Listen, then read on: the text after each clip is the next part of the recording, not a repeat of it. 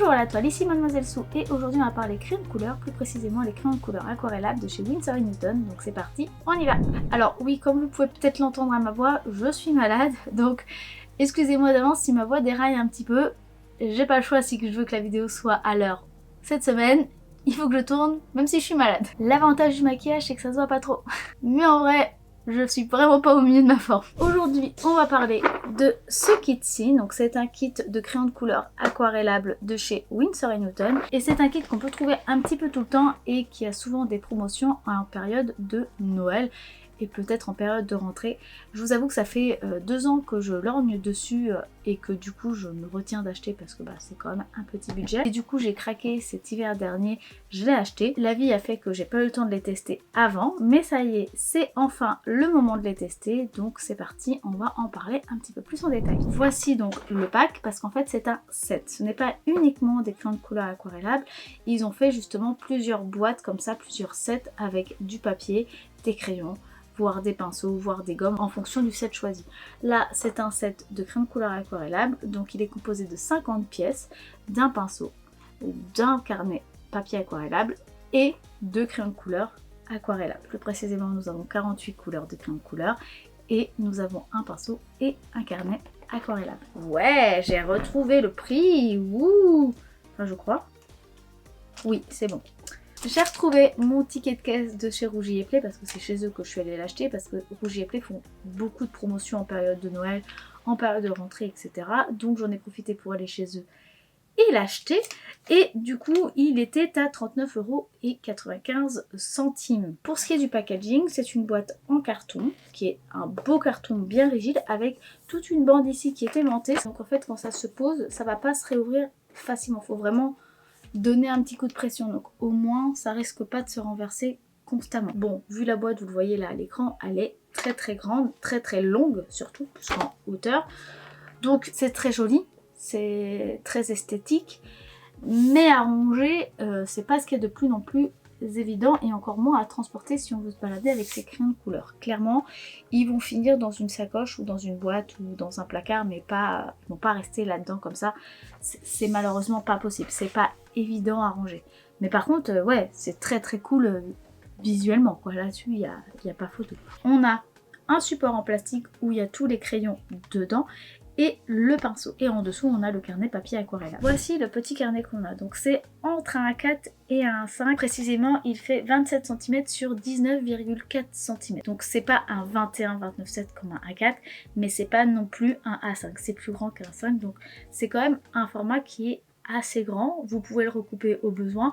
Et on a au total 20 feuilles. Donc 20 feuilles, c'est pareil, c'est un bon produit de base, c'est assez cool également. Au niveau du grammage, on est bien sûr sur 300 grammes par mètre carré. Ça veut dire, quand je vous dis 300 grammes, parce que ça on me l'a déjà dit en commentaire, quand je dis que les papiers aquarelles sont 300 grammes, c'est pas que la feuille pèse 300 grammes, c'est que la feuille sur son mètre carré pèse 300 grammes, donc elle a une certaine épaisseur. Donc ça veut dire juste que le papier est quand même suffisamment épais et qui va pouvoir mieux supporter l'humidité quand on va mouiller pour faire de l'aquarelle ou faire de la peinture selon l'utilisation qu'on a du papier. Ici il précise bien que c'est pour du mix média, donc ça veut dire que ça peut être vraiment multifonction au niveau du papier. On peut s'en servir pour de la peinture, pour des feutres, comme des crayons de couleur. L'avantage de ça, c'est que justement on pourra s'en servir avec les crayons de couleur juste pour colorier ou en les aquarellant. Donc ça c'est aussi également un avantage et c'est très ingénieux de leur part parce qu'en plus quand on l'ouvre on a un papier qui est très lisse. Vraiment là on est sur du satiné, on n'est pas du tout sur un grain fin ou un grain torchon, on est quelque chose de très lisse. Ce qui fait que c'est pareil, pour pouvoir poser le crayon de couleur on aura beaucoup moins de petits points. Donc ça c'est très cool. On testera par la suite, mais moi je trouve déjà que c'est un très bon point. Au niveau du pinceau, c'est ceci notre pinceau. Donc il n'a pas de nom, il a juste un numéro 5, certainement pour parler de son diamètre. Écoutez, le manche est pas très grand, mais ça c'est pas très gênant, au moins c'est bien rangé. La férule est correcte. Par contre la touffe, j'en suis un peu intriguée parce que je vais vous l'aplatir un petit peu pour vous montrer, mais elle est pas très nette. Après l'avantage c'est qu'on peut quand même la ramener en pointe. Là je l'ai humidifié pour montrer qu'on peut l'avoir en pointe malgré tout. Donc ça peut rester un bon point. Mais là en l'ayant humidifié je trouve qu'elle est quand même assez molle. Donc ça va, je pense, être un petit peu délicat pour activer correctement les crayons de couleur et les poser. On verra. Je pense pas que c'est un mauvais pinceau, hein. C'est pas ce que je dis juste que je sais pas si ça va être très pratique pour l'utiliser avec des crayons de couleur aquarellables. Ça arrive souvent par exemple que dans les pinceaux aquarelles, les petits gris très souvent, qu'ils ont ce côté très mou en fait. Donc ça sert vraiment pour une certaine technique, une certaine appréciation du pinceau. Mais c'est vrai que ça va pas servir pour tout non plus, ou surtout selon votre technique et votre appréciation du pinceau. Donc on va voir ça aussi tout à l'heure. On va donc du coup maintenant parler du crayon de couleur. Voilà à quoi ressemblent les crayons de couleur. Donc c'est un manche en bois qui est intégralement recouvert de vernis, qui est lui-même embossé avec une petite écriture en argenté pour le logo et le nom de Winsor & Newton, donc la marque. Et on a par contre le nom de la couleur qui elle est en noir, et ça c'est très cool. On a également la couleur ici de la couleur de la mine. Bon, comme d'habitude, il ne faut pas se fier énormément à ça, ça vous permet juste d'avoir un guide, mais c'est très dur d'avoir exactement la bonne teinte ici et ici, et ça c'est pas un reproche que je leur fais parce que je sais à quel point c'est dur, je vous le dis à vous, ne vous fiez pas forcément à cette couleur là, faites un nuancier pour être sûr de la couleur de votre mine. Le seul petit truc que je trouve dommage, c'est qu'il n'y a pas de numéro. Donc en fait, il n'y a pas de petites références, de petites lettres ou de petits numéros très courts qu'on aurait justement sur la partie colorée ici. Parce que du coup, selon les noms, on en a qui vont être longs. On a Midnight Blue, on a Warm Grey 5, Cool Grey 4, des choses comme ça. Et disons, pour écrire sur son nuancier, c'est pas très pratique. Et puis surtout, ça veut dire qu'il faut du coup, des fois avoir ça avant de racheter. En vrai, dès qu'on a ça, on rachète. Ne soyons pas mauvaise langue. Mais donc ouais, j'aime bien quand il y a des petites références avec le nom. Voilà, les deux seules choses que j'ai à pinailler pour l'instant, en regardant le packaging, c'est juste que la boîte est un peu trop grande et que du coup on va pas la garder, et qu'il n'y a pas de numéro sur les crayons. Mais il y a des noms. Donc bon, l'un dans l'autre, il n'y a pas vraiment beaucoup de négatifs pour le moment. Donc pour vraiment voir ce que ça vaut, on va tester avec les swatchs. Comme d'habitude, je prends mon carnet et on va noter un petit peu toutes les informations. Alors vu que là on n'a pas de numéro et qu'on a des noms, je vais pas m'embêter comme la semaine dernière. Je ne vais pas les nommer, sinon ça va me prendre beaucoup trop de place, sachant qu'on a 48 couleurs. Donc ça fait quand même un petit peu beaucoup. Donc je vais vraiment faire déjà tous mes swatchs. Donc je fais une teinte foncée que je vais dégrader. Donc j'appuie fort et j'éclaircis au fur et à mesure pour voir jusqu'où on peut éclaircir la teinte de chaque crayon. Et j'activerai par la suite pour voir la différence entre une fois sec et une fois activé, à quoi ressemble le crayon. Au niveau du posé, vous voyez, ça se pose, mais je suis vraiment obligée d'appuyer fort pour avoir l'intensité complète. Les crayons sont quand même assez secs, donc pour pouvoir le poser, il faut vraiment forcer. Là, vous voyez, avec le rose, j'y vais fort pour que les couleurs apparaissent. Maintenant, par contre, les couleurs se posent, elles sont vibrantes, elles sont pigmentées. Juste les crayons, voilà, déjà de base, ils sont un petit peu secs. Après, certaines couleurs, les plus foncées, sont un peu plus crémeuses et se posent un peu plus facilement. Mais sinon, en dehors de ça, c'est vrai que la globalité, surtout en commençant avec les teintes jaunes et beige, on sent quand même que c'est un petit peu sec. Et vous voyez, on voit un petit dépôt. Alors ça doit être lié justement au médium, rien de grave. Vous pouvez les réutiliser, ce n'est pas un souci. Et je vais poser encore une fois toutes mes couleurs. Donc il y en a un petit peu beaucoup, mais vous voyez, on peut très bien les dégrader. On n'a pas forcément de marque, etc. Ça se pose assez agréablement quand même malgré tout. Une fois qu'on avance, vous voyez, on a quand même pas mal de nuances. Ça a été bien rangé quand même, je trouve que le dégradé est quand même pas trop mal. Ils ont séparé les marrons, ce qui est pas si bête que ça, et ils les ont mis avec les gris. Et je trouve que c'est assez judicieux d'avoir fait ça. Maintenant, on passe enfin à l'activation. Bon, le blanc, vous le voyez pas, mais bon, c'est normal, c'est du blanc. Et je m'attaque donc aux autres couleurs et je vais le faire que la moitié, donc pour bien vous montrer la différence entre quand c'est sec et quand c'est activé, et ça me permet en même temps de tester le pinceau qui est fourni avec. Alors le pinceau est vraiment pas évident à travailler parce qu'il est très mou, donc là rien que pour activer sur des petites surfaces c'est pas du tout évident. Et vous voyez par contre que les couleurs, il y en a certaines qui s'activent et changent un petit peu de couleur, mais la majorité reste quand même très proche de la couleur qu'on a de base. Là, pendant que ça va sécher, parce que vous voyez que ça brille un petit peu, je vais faire 2-3 tests, c'est-à-dire faire un dégradé intégral et une fusion de couleurs pour voir si c'est possible ou pas. Et surtout s'il y a des zones très blanches ou pas qui apparaissent. Ça arrive très souvent qu'avec les crayons de couleur aquarellables, quand on pose le pinceau mouillé, humide, des fois en activant, on ait des zones blanches qui apparaissent. Donc on va voir si là, ça va le faire ou pas. J'y vais délicatement, je commence du jaune vers la zone du milieu où il y a le vert. Je m'arrête au milieu, je vais repartir ensuite du bleu et je vais revenir au milieu. Entre temps, bien entendu, j'essuie régulièrement mon pinceau parce que sinon, qu'est-ce qui va se passer? Eh ben, on va se retrouver avec des traces de vert dans le jaune ou des traces de bleu dans le jaune. Bref, le vert il va apparaître partout, ce serait un peu dommage. J'ai chargé un petit peu trop en eau et malgré tout, vous voyez, le blanc n'est pas totalement apparu. Donc, ça va quand même, alors que là, c'est une erreur de ma part, j'ai mis un petit peu trop d'eau. Voilà, j'ai fini de flouter la fusion et là je m'attaque au dégradé, donc je commence à humidifier la partie sombre, j'humidifie la partie plutôt claire, voire limite la zone blanche, et je vais faire des va-et-vient de droite à gauche et de haut en bas en fonction de là où il y a la ligne, et surtout je vais enlever le surplus d'eau dans ma partie claire pour que ça fusionne très légèrement. Et comme un petit boulet, je l'ai fait sur mon carnet du géant des beaux-arts I Love Art et je ne l'ai pas fait sur le petit kit carnet aquarelle mix média ici, ce qui est d'ailleurs très très bête parce que du coup ça aurait été bien, et l'illustration, je vous le dis avant, sera pas sur ce papier là parce que je voulais être sûre de tester correctement les crayons de couleur et que ce soit pas le papier qui me pose problème. Donc on le testera dans une prochaine vidéo. J'ai prévu de toute façon de faire une vidéo sur les papiers aquarelles, des papiers comme ça, donc on testera ça une prochaine fois parce que là du coup j'ai zappé. Revenons-en au swatch. Et ben franchement les couleurs sont très jolies, ça s'active bien, j'ai rien à dire. On peut faire des dégradés, on peut faire des fusions. Ce sont des crayons de couleur aquarellables, tout ce qu'il y a de plus classique, et ils fonctionnent très bien. J'ai rien à dire là-dessus. Au niveau des ambiances de couleurs, on a des belles couleurs. Ils ont pensé à nous mettre plein de marron, plein de beige, donc pour les peaux c'est fantastique. On peut faire toutes les gammes de peau, donc ça c'est cool. On a des jaunes et on a plusieurs types de jaunes, plusieurs types d'orange, de rose, de violet, de bleu, plein de types de bleu, même des verts et des gris différents. Donc franchement, non.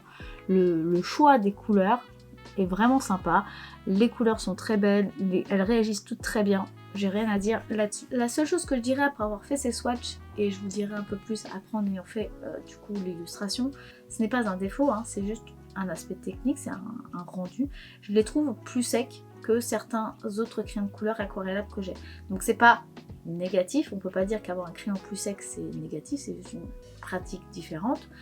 Moi du coup c'est vrai que je préfère quand ils sont vraiment bien gras, c'est ce que je préfère. J'avoue que pour ça les Caran d'Ache, les Supra Soft Color ou Albrecht Dürer, je sais jamais comment le prononcer, de chez Faber-Castell, je les adore. J'avoue pour ça ils sont très crémeux, ils se posent beaucoup, et c'est aussi ce que j'aime chez les Stabilo par exemple. C'est vraiment mes 3 marques préférées en termes de crayon de couleur aquarellables. Mais ça me choque pas en fait, en termes de crayon de couleur aquarellable, leur texture est bonne, c'est pas une mauvaise texture, juste un peu plus sec que ce que j'aime. Voilà, c'est juste pour vous le dire, mais en soi ça se pose, ça reste très pigmenté, ça s'active, on peut les dégrader, il n'y a pas de souci avec ça. Je dirais même que ce qui est bien, c'est que quand on les active, il n'y a quand même pas trop de trous qui se forment, on arrive quand même à avoir quelque chose de plus ou moins uniforme, ce qui est souvent un défaut par contre avec les crayons de couleur qui sont vraiment gras. Des fois ils ont tendance, quand on les active à l'eau, d'avoir des petits trous parce qu'ils sont très très gras. Mais encore une fois, tout est une question de formule, hein. C'est vrai que c'est pas trop le cas non plus avec les marques que je vous ai citées précédemment. Un peu plus avec les Stabilo, mais le prix n'est pas le même non plus, c'est un prix beaucoup moins élevé.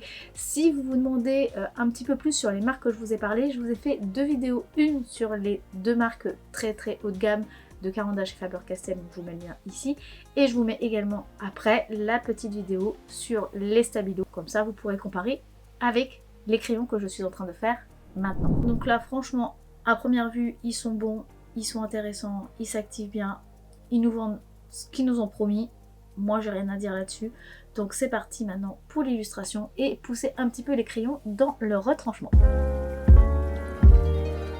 Comme je vous l'ai dit juste avant, je vais faire une illustration mais pas sur le papier qu'on a reçu, tout simplement parce que si j'ai des soucis, je ne saurais pas si c'est la faute du papier ou si c'est la faute du crayon. C'est pour ça que je voulais faire les swatchs dessus et que j'ai oublié. Voilà, hein, merci à moi. Mais comme je me répète une deuxième fois, je testerai ce carnet dans une autre vidéo car j'ai prévu de faire une vidéo avec plein de tests de papier aquarelle. Ça viendra un petit peu plus tard, je sais pas trop quand, très certainement fin de l'été, parce que je suis en train de récupérer plusieurs types de papier. D'ailleurs, Rougi et Play m'ont donné des échantillons d'une nouvelle marque qui est chez eux. Je crois que c'est Fabriano, je crois, la marque. Donc voilà. Donc du coup, on va tester un petit peu tout ça, mais un petit peu plus tard dans l'année. Mais je l'oublie pas, je le mets de côté. Et pour l'instant, on va tester les crayons de couleur. Donc le papier que je vais utiliser, vous vous en doutez, ce sera le papier de chez Canson, papier aquarelle. Comme ça, au moins, je le connais, je sais quand est-ce que c'est le papier qui est une imitation, ou si ce sera les crayons qui auront un petit souci. Au moins, lui, je le connais bien, hein, je commence à bien l'avoir vidé. Allez, c'est parti. On va faire comme d'habitude, je prends ma planche de plexiglas, je vais gommer également mon illustration avec la gomme mid-tone chez Faber-Castell pour enlever le surplus de carbone, pour être sûr que ça ne grise pas les crayons de couleur, sinon on va mal les juger. Je l'attends avec du scotch violet de chez 3M et je mets mes crayons de couleur et comme vous pouvez le voir, le plan de travail n'a pas trop aimé parce qu'il n'y a pas assez de place. Je prends mon téléphone parce que j'ai pas d'idée d'ambiance de couleur, donc j'ai cherché sur Pinterest une ambiance qui me parlait et j'ai fait mon petit nuancier sur une petite image à côté pour essayer de voir ce qui me plaisait. Le rose finalement me plaît pas, donc on fera un au vert. Je trouve que ça va mieux au niveau cohérence avec le fond. Je vais commencer, on va dire, plutôt par le fond et ensuite par le devant. En fait, quand on fait de l'aquarelle ou quand on fait des crayons de couleur, généralement c'est comme ça que je fonctionne. Je fonctionne du plus clair au plus foncé et du plus loin au plus près, tout simplement pour éviter d'avoir des zones blanches entre les limitations, pour pouvoir plus facilement recouvrir, parce qu'on recouvre plus facilement du clair qu'on recouvre du foncé.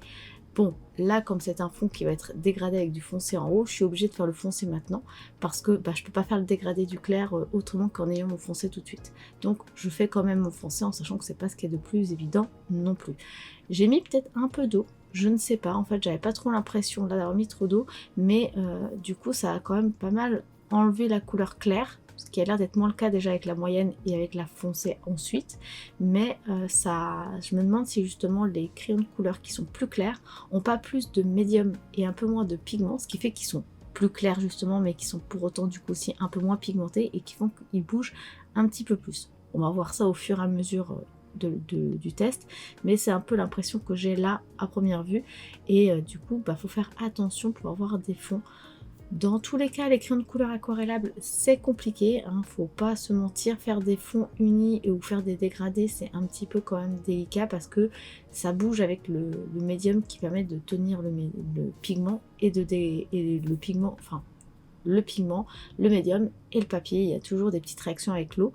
Là d'ailleurs, j'ai un petit peu trop chargé d'eau, ce qui a fait que j'ai enlevé pas mal de bleu, mais il n'y a pas de trou blanc. Il y a eu du clair, mais il n'y a pas eu de blanc. Des fois, par exemple, avec les stabilos, on a du blanc qui apparaît carrément.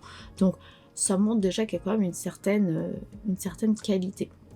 Maintenant, c'est vrai que pour les crayons de couleur claire, je sens quand même, là pour le vert clair que j'ai mis, il est vraiment clair et quand je le pose, il n'y a pas beaucoup de pigments qui se posent. Donc, je pense vraiment qu'il y a plus de médium que de pigments dans les crayons plutôt clairs. Par contre, les crayons foncés, le bleu foncé et là le vert foncé que je teste, j'ai aucun problème. Mais dès que je reprends là le vert que je suis en train d'utiliser pour dégrader, faut que j'appuie beaucoup plus pour charger, donc je pense que je mets aussi beaucoup plus de médium.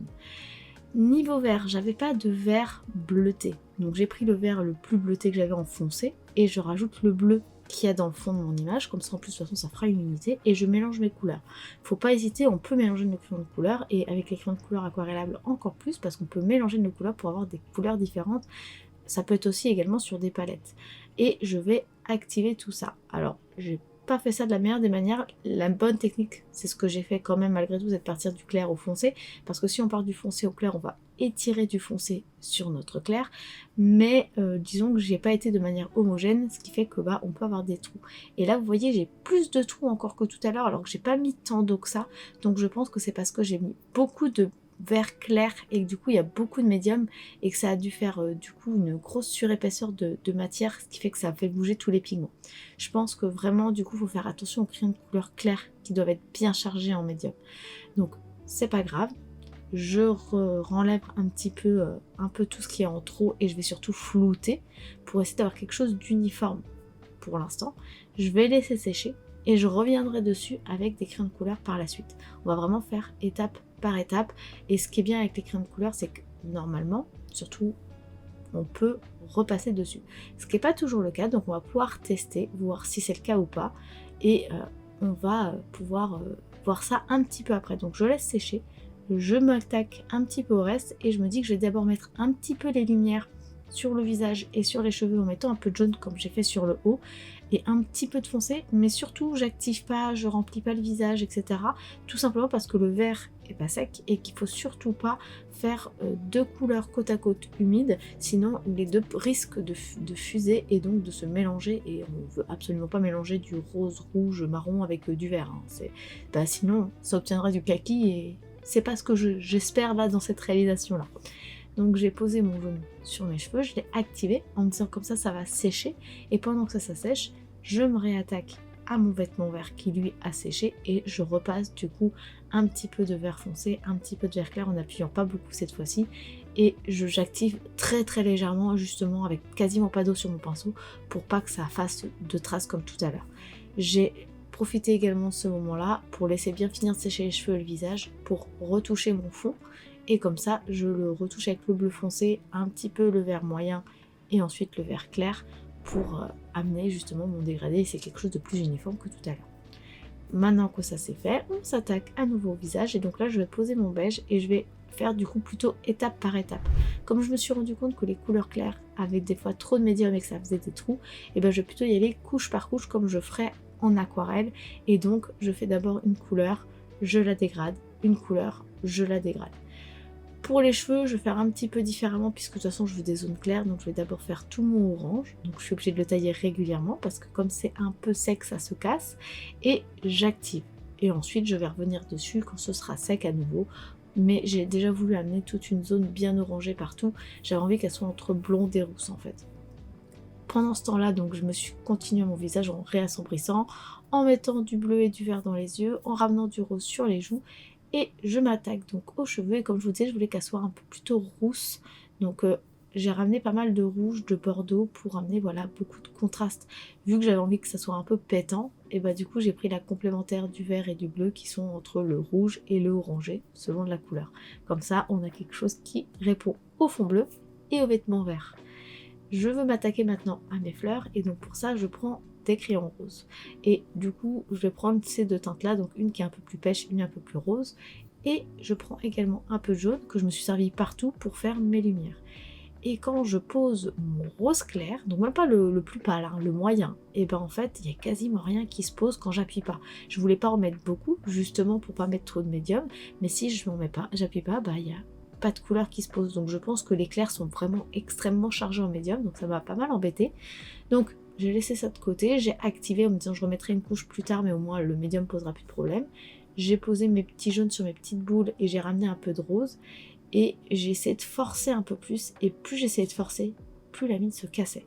Donc dès que je voulais essayer de m'attaquer aux petites pétales en me disant bah, je vais appuyer plus, c'est pas grave et je mettrai pas de dégradé, impossible. Ça se cassait tout le temps et j'arrivais pas à poser de couleur, ça ne se voyait pas, j'arrivais pas à faire les limitations entre les couleurs de bleu, etc.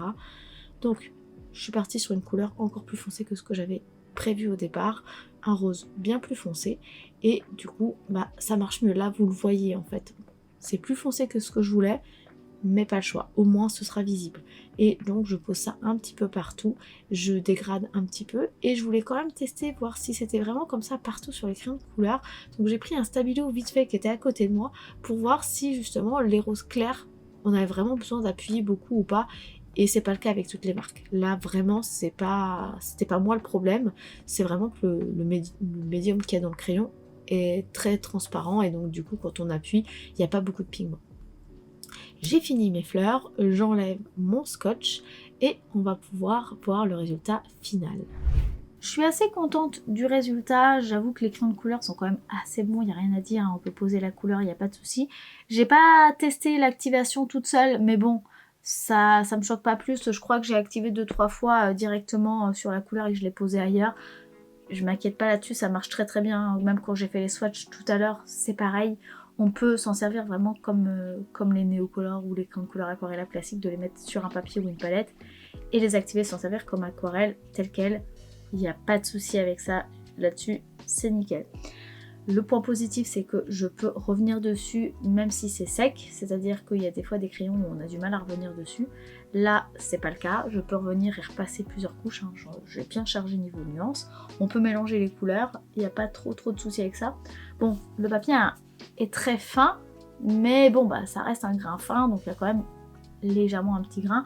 Donc effectivement, il y a quelques traces qui sont apparues entre le crayon de couleur et le papier, donc c'est un peu des deux, mais c'est pas étonnant en fait d'avoir quelque chose d'ultra lisse. Il doit falloir que je prenne un grain satiné, ça me choque pas non plus, donc je trouve qu'ils tiennent leurs promesses. Le seul petit truc, c'est que je trouve que les couleurs claires sont un peu moins pigmentées que les foncées.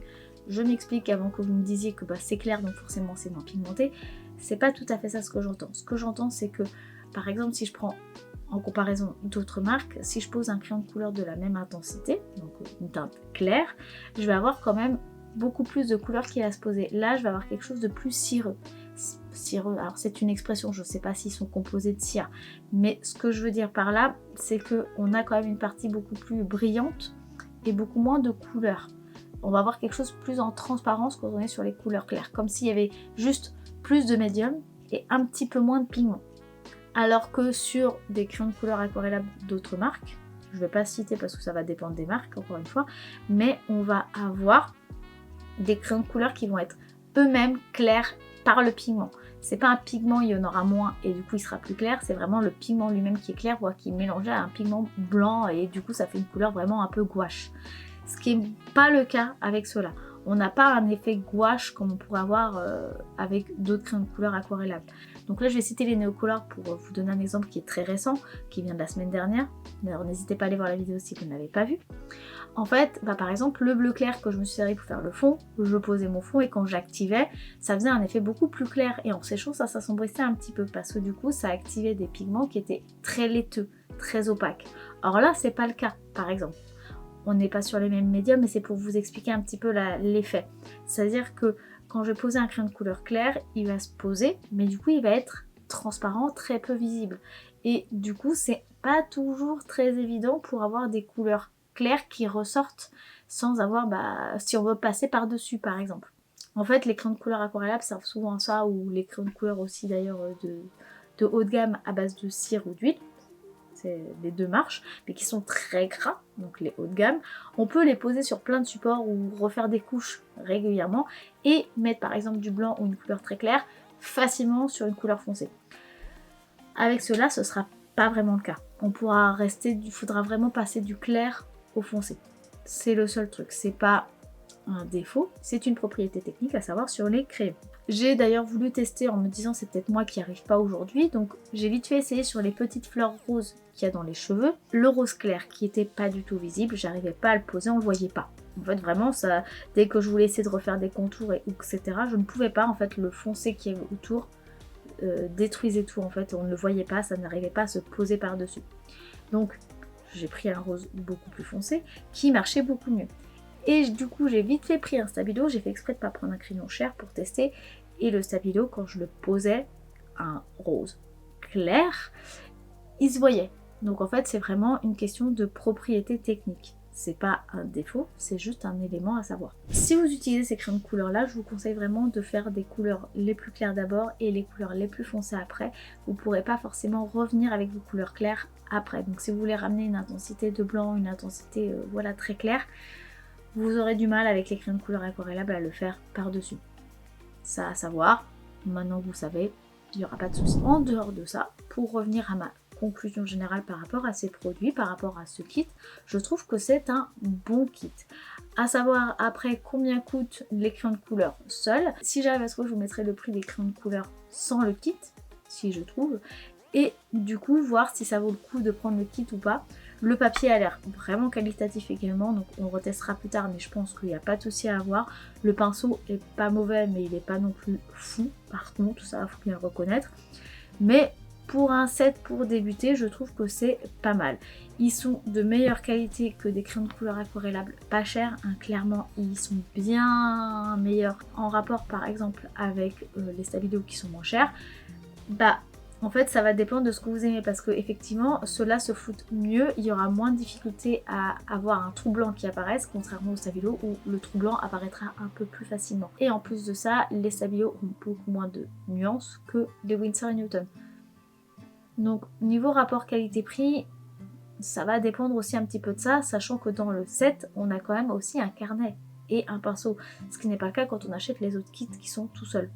Franchement, niveau rapport qualité, quantité, prix, on n'est vraiment pas mauvais. La qualité est là, j'ai rien à dire là-dessus. Voilà, il y a juste ces petites informations techniques que je vous ai dit précédemment qu'il faut prendre en compte pour être sûr que ça va bien avec votre pratique ou pas. Voilà, j'espère que cette vidéo vous aura plu, qu'elle vous aura aiguillé. Si c'est le cas, n'hésitez pas à liker cette vidéo si ce n'est pas encore fait. Vous pouvez commenter et partager la vidéo, ce qui permettrait de soutenir et de faire vivre un petit peu la chaîne. Et puis sur ce, moi je vous dis à dimanche prochain midi pour une nouvelle vidéo et je vous fais des bisous. Bye! Je parle du nez, c'est merveilleux. J'adore. Juste pour vous dire, hein, c'est juste posé, hein, c'est pas... Voilà, j'ai rien serré, j'ai rien machin. Hein. Déjà, je suis maquillée, c'est déjà un effort que je fais pour vous. Vraiment.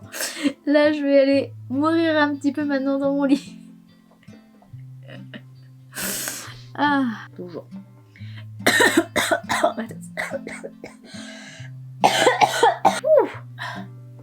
Oh là là, j'ai la tête qui va exploser.